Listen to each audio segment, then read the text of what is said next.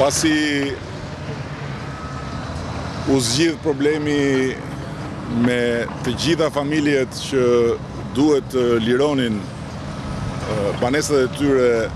për çeljen e kësaj rruge, sot jam shumë i kënaqur që fillon më në fund, pas shumë e shumë vitesh, të realizohet projekti që e kthen Vlorën tonë nga një xhep falco në një qytet mesdhetar me hyrje dhe dalje të standardeve europiane. Transballkanike e famshme që e premtonin të gjithë kryeministra e kandidat për kryeministra e deputete, kandidat për deputete, sa herë që kishte fushata dhe pastaj e harronin, më në fund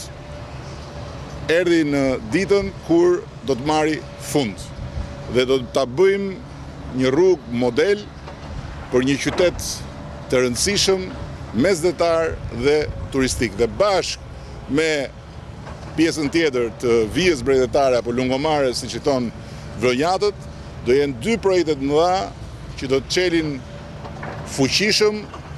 rrugën e rilindjes plot të infrastrukturës të këtij qyteti të